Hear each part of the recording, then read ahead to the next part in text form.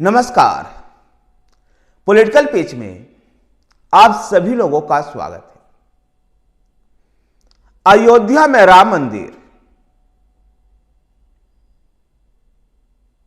में प्राण प्रतिष्ठा से ठीक 28 दिन पहले बंगाल, पश्चिम बंगाल और विशेषकर कोलकाता कृष्णमय होने जा रहा है। राम मंदिर में प्राण प्रतिष्ठा के दिन जहां पूरा हिंदुस्तान राममय होगा और उससे ठीक लगभग 1 महीना पहले कोलकाता कृष्णमय होने वाला है। प्रधानमंत्री नरेंद्र मोदी कोलकाता के ऐतिहासिक ब्रिगेड परेड मैदान में गीता का पाठ करेंगे।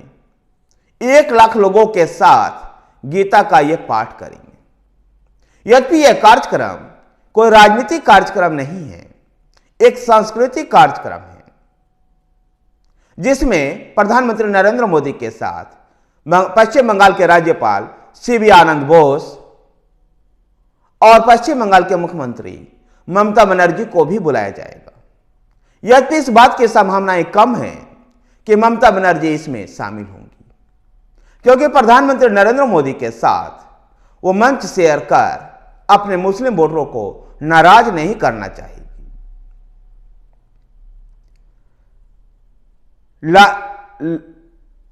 लाख कंठ गीता पाठ इस कार्यक्रम का शीर्षक रखा गया है, जहां 1 लाख से अधिक लोग एक साथ गीता का पाठ करेंगे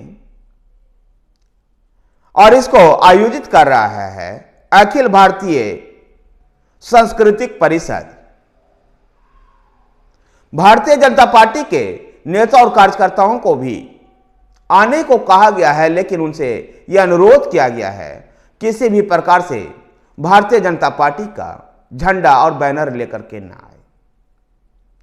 यद्यपि लोकसभा चुनाव के इस बेला में इस कार्यक्रम को कोशिश किया जा रहा है कि राजनीतिक ना हो, लेकिन देश चुनावी मोड में आ चुका है और ऐसे में इस पर राजनीति ना हो, इसकी संभावनाएं कम ही है। इस कार्यक्रम में कवि नजरुल इस्लाम के द्वारा कृष्ण पर लिखी गई गीत का भी पाठ किया जाएगा। कवि नजरुल इस्लाम के गीत का चयन करना भी एक राजनीतिक मैसेज है। कवि नजरुल इस्लाम का इस्तेमाल तृणमूल कांग्रेस और वामपंथी भी मुस्लिम वोट को लेने के लिए करती रही है।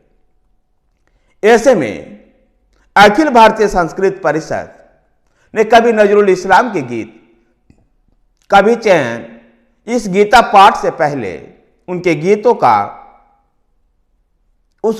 को गाया जाएगा।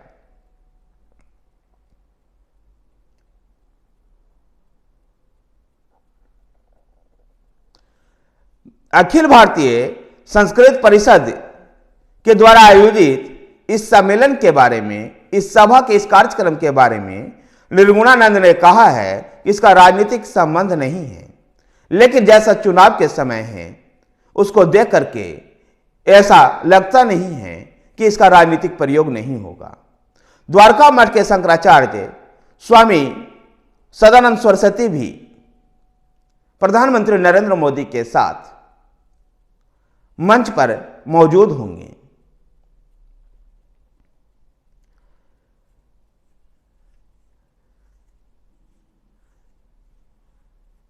ममता बनर्जी की तृणमूल कांग्रेस इस गीता पाठ का जवाब चंडे पाठ से देगी और ममता बनर्जी की पार्टी तृणमूल कांग्रेस ने भी चंडी पाठ का आयोजन किया है। बंगाल में चुनाव के ऐसे समय में धर्म को जोड़ करके, धर्म का इस्तेमाल कर अपने आने वाले चुनाव में प्रभावशाली भूमिका तय कर पाए और एक अधिक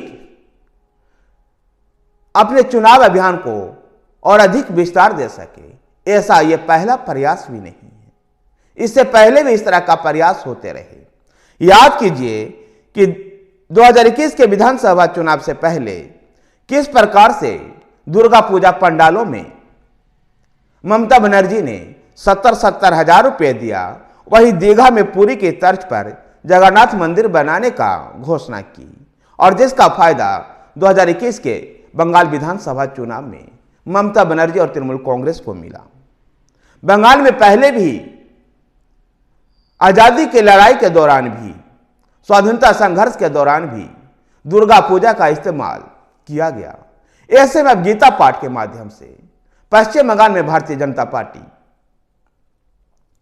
लोगों को एक राजनीतिक संदेश देने का प्रयास करेगी, तो दूसरी तरफ चंडी पाठ के माध्यम से तृणमूल कांग्रेस। कोलकाता के ये ब्रिगेड मैदान पर उस दिन कई रिकॉर्ड भी बन सकते हैं, जिसमें गीता का पाठ जो 1 लाख लोगों के द्वारा किया जाएगा, तो दूसरा रिकॉर्ड 70,000 महिलाओं के द्वारा शंख बजाने को लेकर के है। तीसरा जो रिकॉर्ड बन सकता है, कभी नजरुल इस्लाम की लिखा गीत जिसको 60,000 लोग गाएंगे, जिस गीत का ये बोल है, हे पार्थसारथी बजाओ बजाओ बजाओ 5 जन्य शंख। चौथा रिकॉर्ड जो बन सकता है, 1500 संत एक साथ शांति स्तोत्र के स्तुति करेंगे।